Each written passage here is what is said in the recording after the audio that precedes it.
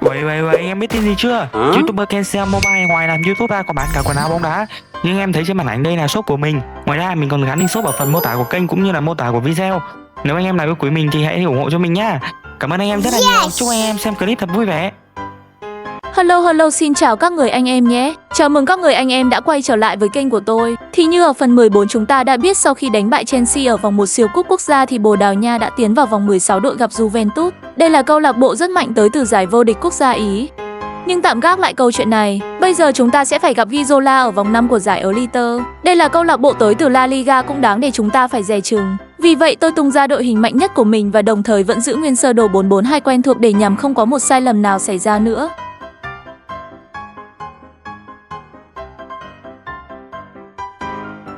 Và trận đấu bắt đầu, đội tôi sẽ là đội giao bóng trước trong hiệp 1 này. Sau khi giao bóng, đội tôi đã set up một pha tấn công ngay lập tức. Và tưởng chừng pha tấn công này không có gì nguy hiểm thì hai sai lầm liên tiếp của hậu vệ đội bạn đã giúp cho tiền đạo Ramos của đội tôi có được cú sút, nhưng thủ môn đội bạn đã chơi xuất sắc hơn. Sau đó là pha đá phạt góc, bóng được treo vào trong, anh Jota bật cao lên đánh đầu nhưng tiếc là bàn thắng vẫn chưa tới. Chưa dừng lại ở đó, đội tôi liên tục pressing đội bạn và đã khiến đội bạn lúng túng rồi để mất bóng. Bóng lại về tới chân của anh Jota nhưng một lần nữa thủ môn đội bạn chơi quá tập trung để cản phá. Tới phút thứ 30 hậu vệ đội bạn lại mắc một sai lầm tiếp theo. Tôi không hiểu đội bạn đang gặp một tâm lý nào nữa, nhưng mà chơi thế này là quá dở. Nhưng dường như đội tôi còn dở hơn khi liên tục là những pha phung phí cơ hội, khi lần này lại sút vào cột dọc bay ra. Thế trận đến bây giờ tôi chưa biết đánh giá đội nào dở hơn đây. Vì đội bạn phòng thủ tệ nhưng đội tôi sút còn tệ hơn. Nhưng có công mài sắt có ngày nên kim, khi nên không được nản. Ở phút 40 đội tôi có pha tấn công tiếp theo. Ramos chuyền vào đặt Moutinho vào tư thế rất tốt để ghi bàn. Nhưng thủ môn đội bạn lại chơi quá hay. Trận này thủ môn Girona bắt điên VL. Sau đó là cuộc phạt góc thì không có gì nguy hiểm. Tình huống bóng vẫn chưa kết thúc. Bóng được chuyền ra cánh cho Quenda, sau đó được chuyền xuống cho anh Jota. Thấy Rafinha khá trống trải, anh Jota thả nhẹ của bóng vào trong. Và quả này thì không thể không ghi bàn được. Khi không gian sút đã mở ra rất rộng. Tỷ số được mở 1-0 cho Bồ Đào Nha. Sang tới hiệp 2, ngay những giây phút đầu tiên đội tôi đã tạo ra tình huống nguy hiểm cho đội bạn. Tiếc là cú đánh đầu của Jota đã đi đúng vào vị trí thủ môn. Tới phút thứ 70 thủ môn đội bạn đang ôm bóng. Anh ta có tình huống phát bóng lên nhưng đã bị tiền đạo đội tôi chặn lại, và theo luật bóng đá thì đấy là một pha có lỗi nên bị thổi phạt.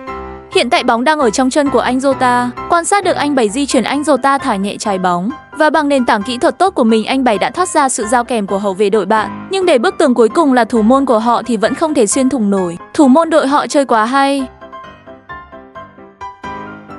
Tới mãi gần phút cuối cùng Girona mới có cơ hội tấn công đầu tiên và họ cũng có của phạt góc. Còn về phía đội tôi thì Rafinha phải nhận tấm thẻ vàng thứ 2 và phải rời sân sau pha phạm lỗi trước đó mà tôi quên không cắt ra để chiếu cho anh em xem.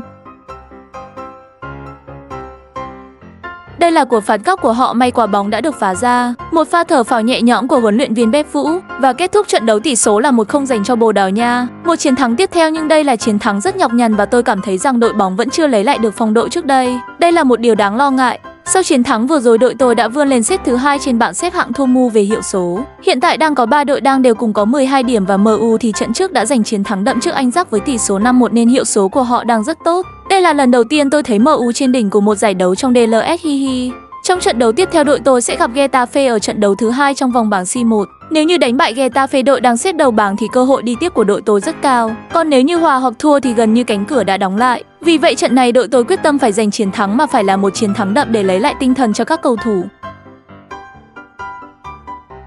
Và trận đấu bắt đầu, đội tôi tiếp tục được ra bóng trước. Như thường lệ lại là một pha tấn công luôn và người đang có bóng đó là Neves. Anh ta giữ bóng rất chặt, sau đó tung ra cú sút từ xa. Cú sút này là quá dễ đối với thủ môn đội bạn.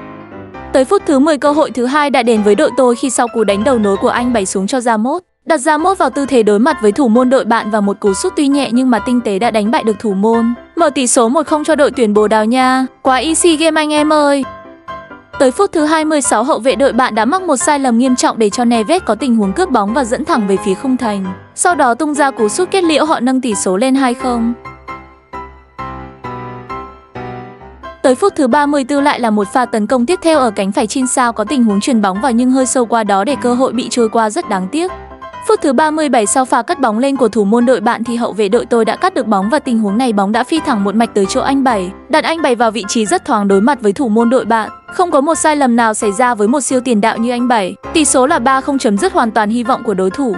Và kết thúc trận đấu, đội tôi tặng thêm đội bạn một bàn nữa để qua đó giành được chiến thắng chung cuộc 4 sao. Và đây là chiến thắng đậm nhất từ đầu mùa giải đến giờ, đồng nghĩa việc này sẽ giúp cho đội tôi gần hơn với tấm vé vào vòng knock-out của cúp C1. Khi bây giờ đội tôi đang có 4 điểm bằng điểm với Crystal Palace và hiệu số cũng bằng nhau luôn.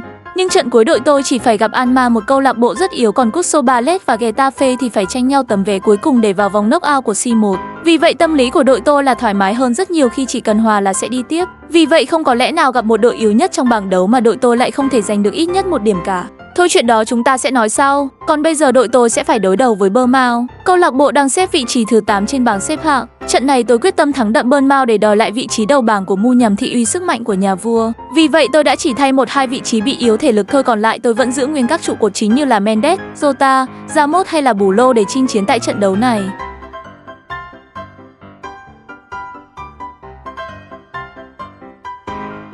Sau khi khởi động xong các cầu thủ bước vào trận đấu, khi quay trở lại chiến thuật 4-4-2 thì Bồ Đào Nha luôn là đội có cơ hội đầu tiên. Trận này cũng vậy, sau tiếng còi khai cuộc đội tôi đã ép sân đội bạn. Tới phút thứ 22 bóng được chuyền xuống cho Ramos. Ramos đã chơi rất đồng đội chuyền vào cho Jota phía trong, nhưng điều này đã giúp cho hậu vệ đội bạn lùi về kịp thời ngăn cản, khiến cho cơ hội bị trôi qua rất đáng tiếc.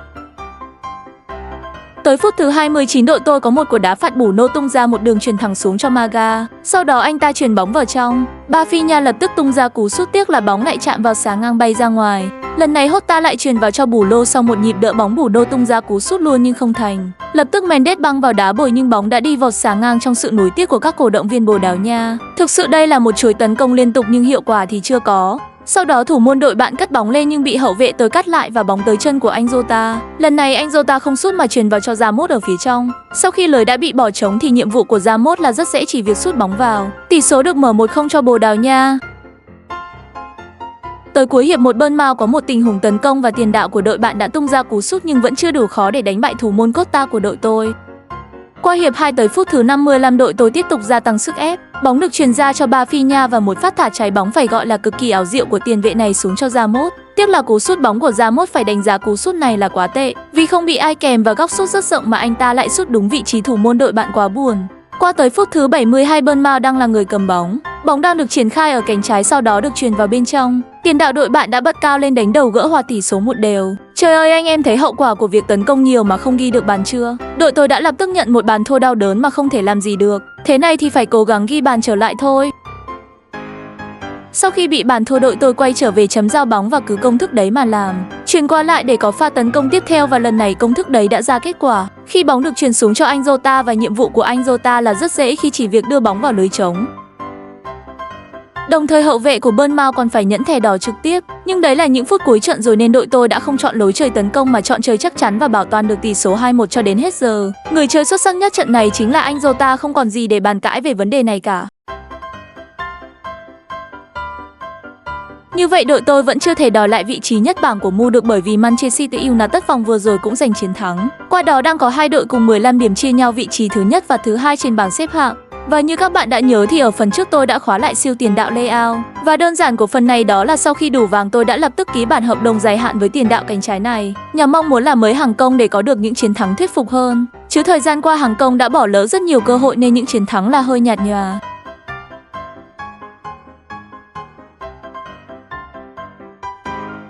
Sau khi chiêu mộ được tiền đạo Leao thì tôi sẽ lập tức tiến vào vòng đấu cuối gặp Alma tại vòng bảng cúp C1. Nhìn sơ qua thì Alma là đội hình khá yếu nên tôi sẽ chưa tung siêu dự bị Leao vào ở trận đấu này mà muốn giữ sức cho anh ta ở trận đấu tiếp theo tại giải Emirates.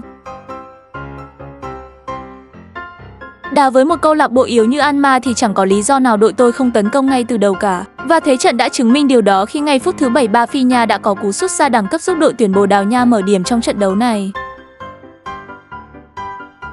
Tới phút thứ 19 đội tôi thực hiện pha tấn công tiếp theo ở cánh trái. Jota đang cầm bóng sau đó chuyền vào nhưng phía bên trong thì hậu vệ đội bạn đã phá được bóng ra. Sau đó bóng bật ra tuyến 2 và lại là Rafinha. Anh ta khống chế một nhịp sau đó tung ra cú sút từ xa đẳng cấp để đánh bại thủ môn đội bạn. Tỷ số là 2-0.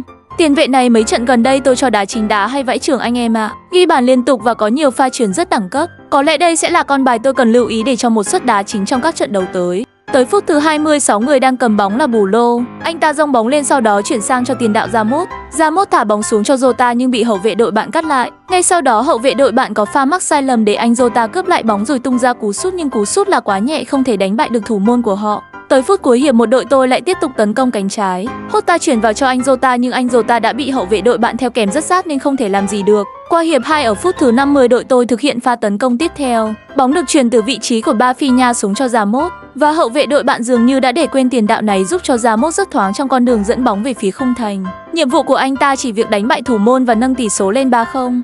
Thấy thế trận quá dễ nên tôi tuê đến cuối và tỷ số chung cuộc là 7 không quá hủy diệt. Với kết quả này thì chắc chắn 100% đội tôi đã tiến vào vòng knock-out của cúp C1 và trong trận knock-out đầu tiên tôi sẽ gặp Legan. Câu lạc bộ này lạ đối với tôi. Tại bảng của tôi thì còn có thêm Crystal Palace cũng là đội đi tiếp sau trận hòa với Getafe. Còn tại trận đấu tiếp theo đội tôi sẽ gặp Lazio ở vòng 7 của Emirates. Đội này đang xếp vị trí thứ 10 và với phong độ đang dần được lấy lại của đội tôi thì một chiến thắng là điều gần như sẽ xảy ra 90%. Ngoài ra tôi còn cho ra mắt con hàng Leao siêu tiền đạo cánh trái của đội tuyển Bồ Đào Nha. Lần này tôi quyết tâm hủy diệt Lazio và lấy lại vị trí ngôi vương mà Mu đang nắm giữ.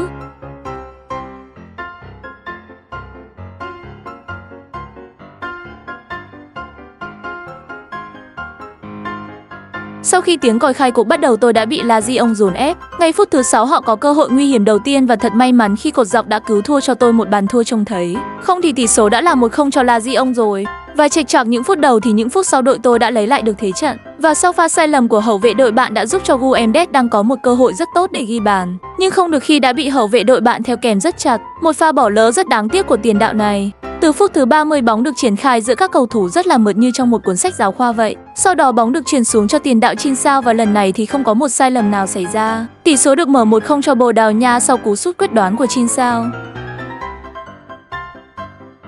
Sau khi nhận bàn thua, Lazio đã dồn lên tấn công và họ triển khai bóng ở cánh phải. Bóng được truyền vào bên trong nhưng thủ môn Costa đã làm chủ được tình hình. Đây là vị trí mà tôi cảm thấy chơi ổn định nhất trong đội. Phút thứ 40 đội bạn có một đường chọc khe khá bất ngờ khiến tất cả hậu vệ của tôi đều bị đánh bại. Nhưng vẫn còn đó người gác đền hùng vĩ của đội tuyển Bồ Đào Nha mang tên Costa đã cản lại pha tấn công của đội bạn, giúp đội tôi giữ được mảnh lưới. Sang hiệp 2 phút thứ 60 đội tôi tiếp tục ép sân đội bạn. Anh Bảy có đường truyền rất điệu nghệ cho Guedes, sau đó Guedes trả bóng lại cho anh Bảy. Và rồi trong tư thế đối mặt với thủ môn thì một người đẳng cấp như anh Bảy sẽ không thể nào bỏ lỡ được. Tỷ số là 2-0 cho Bồ Đào Nha, khoảng cách bắt đầu được hình thành.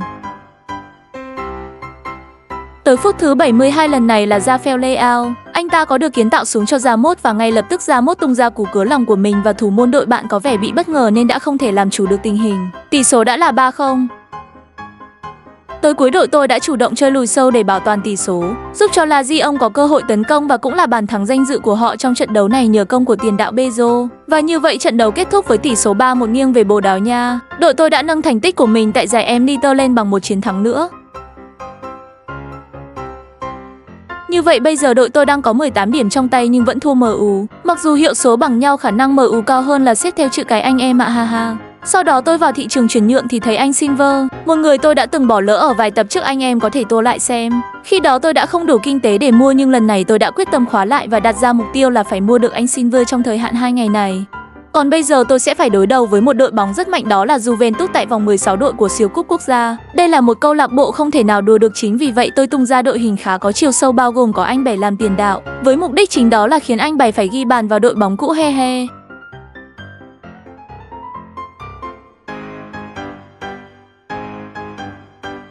Trận này vẫn như thường lệ, tôi sẽ yêu cầu các cầu thủ ép sân, nhưng có vẻ không hề dễ dàng như vậy khi Juventus đã tổ chức tấn công ngay ở những giây phút đầu tiên. May mà thủ môn Costa vẫn làm chủ tình hình rất tốt. Sau khi ông được bóng, Costa liền có pha ném bóng lên để giúp cho đội tôi có pha tấn công nhanh. Và rồi đúng như vậy, Ramos đã sử dụng kỹ thuật của mình qua được hai hậu vệ đội bạn, sau đó dốc bóng xuống biên rồi truyền vào bên trong. Quenda băng lên tung ra cú sút của mình nhưng có vẻ góc sút là hơi hẹp nên bị thủ môn đội bạn khép góc. Tới phút thứ 20 đội tôi vẫn tấn công và lần này người đang cầm bóng vẫn là Ramos. Anh ta định truyền vào trong nhưng đã bị hậu vệ đội bạn phạm lỗi, thật là một pha phạm lỗi thô bạo và hậu vệ họ đã phải nhận ngay thẻ vàng. Sau đó đội tôi thực hiện pha đá phạt theo chiến thuật, bóng được truyền sệt vào bên trong và Ramos ngay lập tức tung ra cú sút một chạm của mình khiến thủ môn đội bạn bất ngờ và không thể cản phá nổi. Tỷ số là 1-0 cho Bồ Đào Nha.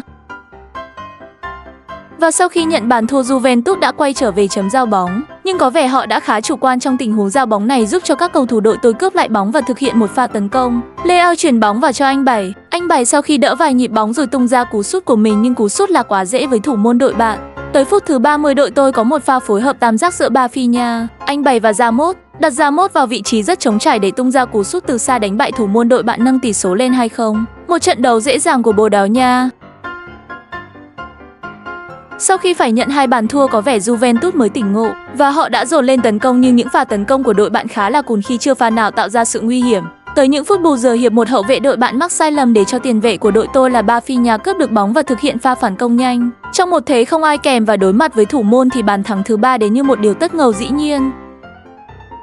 Có vẻ Juventus đã súng tinh thần khi qua hiệp 2 họ liên tục để mất bóng và rồi bàn thắng thứ 4 đến quá chóng vánh. Điều này chẳng khác nào Juventus đã bỏ cuộc và tôi cũng chiếu kết quả luôn của trận đấu là đội tôi giành chiến thắng 5-0 với điểm 10 tuyệt đối dành cho Ramos cùng cú hat-trick của mình. Như vậy tôi đã tiến được vào tứ kết quả siêu cúp quốc gia. Đối thủ lần này là Inter Milan, một câu lạc bộ cũng rất mạnh, nhưng nhìn chung các cặp đấu khác thì câu lạc bộ nào cũng mạnh hết nên tôi gặp ai thì tôi quất đội đó thôi. Và như thường lệ tôi sẽ quay lại vòng 8 của giải Elite gặp Bologna. Đây là câu lạc bộ cũng khá có chiều sâu nên đội tôi không thể chủ quan được. Phải đảm bảo một chiến thắng để tiếp tục tạo ra cuộc đua song mã với MU. Chứ nếu giờ để thua một trận thì rất nguy cơ sẽ bị thụt hơi trong cuộc đua vô địch.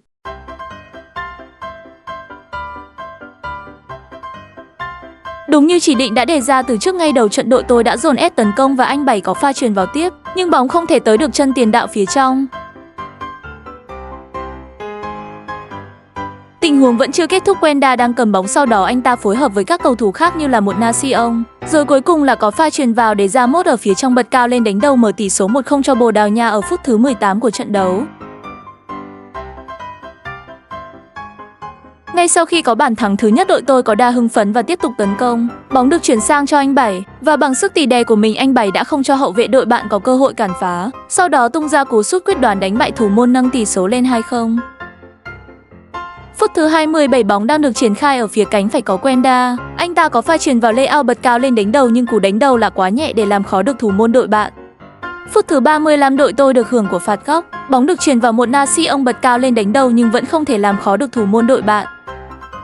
Chỉ sau đó ít phút đội tôi có pha tấn công tiếp theo. Rafinha có đường chọc khe xuống cho Leao và với một tiền đạo sắc bén như anh ta thì không thể bỏ lỡ một cơ hội như thế này được. Tỷ số là 3-0 và đây cũng là bàn thắng đầu tiên của Leao cho đội tuyển quốc gia Bồ Đào Nha dưới thời huấn luyện viên Pep Vũ. Cơn ác mộng hiệp 1 chưa kết thúc. Khi phút từ 43, anh Bảy có được chuyển sang cho Ramos. Sau khi hậu vệ đội bạn ngăn cản được thì bóng lại bật ra đúng vị trí của Bù Lô và nhiệm vụ của Bù Lô là dứt điểm chấm dứt hy vọng đội bạn. Kết thúc trận đấu tỷ số chung cuộc là 6-0. Điểm 10 tuyệt đối với cú hat-trick cho anh Bảy. Quá điên rồ trận đấu này. Với chiến thắng đậm này, đội tôi đã vươn lên vị trí nhất bảng với 21 điểm. Và ở trận đấu cùng giờ Mu đã bị Lazio cầm hòa với tỷ số 2-2. Qua đó đội tôi đã tạo ra được khoảng cách 2 điểm với Mu. Chả nhẽ Mu bắt đầu rung chuông kỳ bu rồi hay sao hả anh em? Đây là cơ hội rất lớn để đội tôi tạo ra khoảng cách để hướng tới ngôi vương tại giải Elite. Còn bây giờ tôi sẽ bước vào vòng knock-out thứ nhất gặp Dagon ở cúp C1. Đây là câu lạc bộ khá yếu nên tôi không muốn đội mình sẽ phải dừng chân ở đây.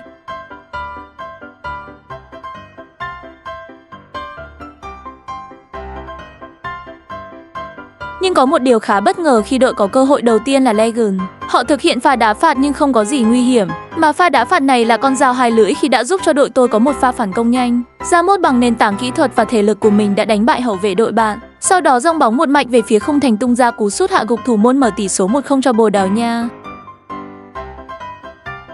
Hiệp 1 diễn ra khá nhàm chán mãi cho tới phút thứ 49 của hiệp 2 đội tôi mới có cơ hội tiếp theo. Nhưng với một góc sút khá hẹp thì anh Bảy đã đưa bóng đi ra ngoài. Phút thứ 57, Legan có một cơ hội tấn công. Bóng được chuyền vào nhưng đã bị hậu vệ đội tôi cản phá rất dễ dàng. Và vẫn giống như công thức bàn thắng thứ nhất ở hiệp 1 thì đội bạn tấn công mà không ghi được bàn sẽ giúp đội tôi có cơ hội phản công nhanh. Lần này y hệt như vậy và người ghi bàn vẫn là Ramos. Anh ta đã có 2 pha trước thời cơ rất nhanh để ghi 2 bàn giúp cho đội tuyển Bồ Đào Nha vươn lên dẫn trước 2 bàn trong trận đấu này. Phút thứ 67, đội tôi đang có pha tấn công ở phía cánh phải. Một pha đi bóng khá điệu nghệ của anh Bảy. Sau đó anh Bảy chuyền ra bóng đến chân Bù Lô. Bù Lô chuyền ra cho Neves. Neves chọc xuống cho Goncalves và thấy khoảng trống trước mặt khá mênh mông. Goncalves tung ra cú sút luôn của mình đánh bại thủ môn đội bạn nâng tỷ số lên 3-0 ở phút thứ 71 của trận đấu. Đây là một pha phối hợp rất hoa mỹ và đẳng cấp của đội tuyển Bồ Đào Nha. Đội tôi đã chủ động lùi sâu để bảo toàn tỷ số. Kết thúc trận đấu tỷ số chung cuộc là 3-0, qua đó đội tôi đã tiến được vào vòng thứ 2 của cúp C1 gặp Wolverhampton. Và phần 15 đến đây là kết thúc, hẹn anh em ở những phần sau với nhiều tình tiết kịch tính hơn nhé. Vì đây sẽ là một mùa giải khó khăn của Bồ Đào Nha nên sẽ có nhiều trận đấu hay lắm nè. Nhớ ủng hộ tôi ở các phần tiếp theo nhé. Bye bye anh em. Subscribe vào YouTube ấy, nhớ subscribe kênh nhá. Mấy bạn nhớ subscribe kênh nhá. Ok, nhớ subscribe kênh, cảm ơn.